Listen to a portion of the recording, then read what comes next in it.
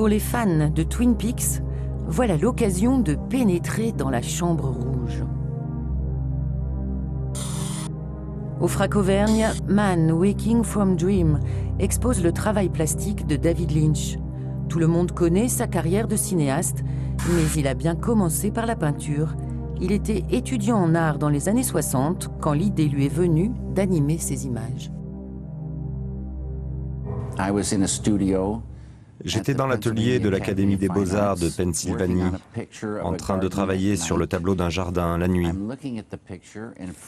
Je regarde la peinture et il y a un souffle de vent. J'entends le vent sur la toile et je vois les plantes qui commencent à bouger. Et j'ai pensé, ça c'est intéressant, une peinture qui bouge avec le son.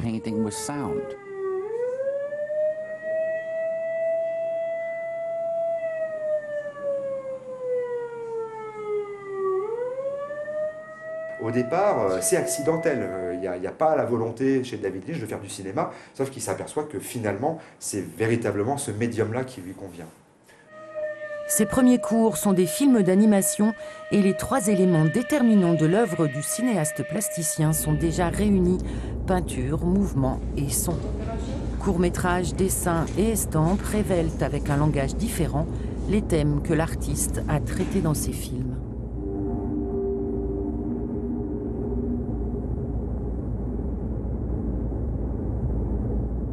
En 2007, David Lynch rencontre à Paris le directeur des imprimeries d'art Idem et la pierre lithographique devient un nouvel espace de création. Il a donné une toute petite pierre et c'était une révélation parce que vraiment j'ai vu beaucoup de choses, mais la première lithographie de David Lynch était absolument époustouflante, c'était vraiment son univers. Alors la deuxième chose que je lui ai dit, mais vous voulez en faire une autre? Et tout de suite il m'a dit, mais bien sûr, je voudrais bien. On lui a donné une plus grande pierre. Et celle-là que nous voyons, en fait, c'est la 3e lithographie qu'il a réalisée. Et tout de suite, il a trouvé son vocabulaire. Et depuis lors, eh bien, il fréquente l'atelier. Et à ce jour, il a réalisé plus de 150 lithographies en 5 ans.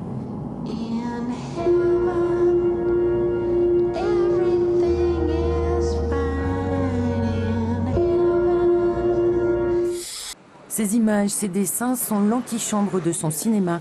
Et la meilleure façon de compléter la visite, c'est d'aller voir ou revoir ses longs métrages.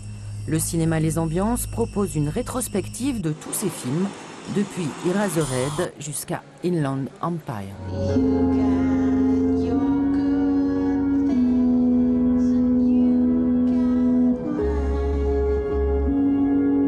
Il faut partir du principe qu'on rentre dans son univers, pas essayer de chercher à tout prix de raccorder les morceaux au niveau du scénario, mais bien se laisser emporter par ce flux cinéma.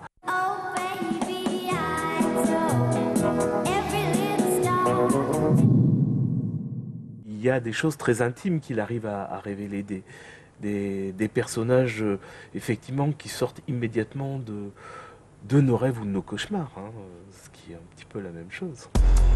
Dans cet aller-retour entre expo et cinéma, entre peinture et film, une question naît. Depuis 2006, des œuvres plastiques, un disque aussi, mais plus de longs métrages.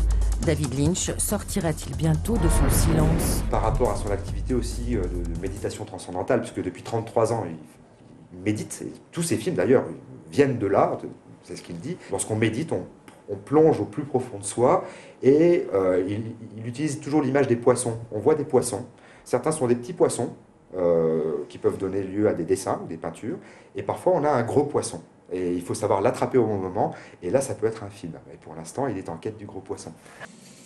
En aperçu, l'exposition dévoile les dernières images de Lynch, un cours réalisé en 2011.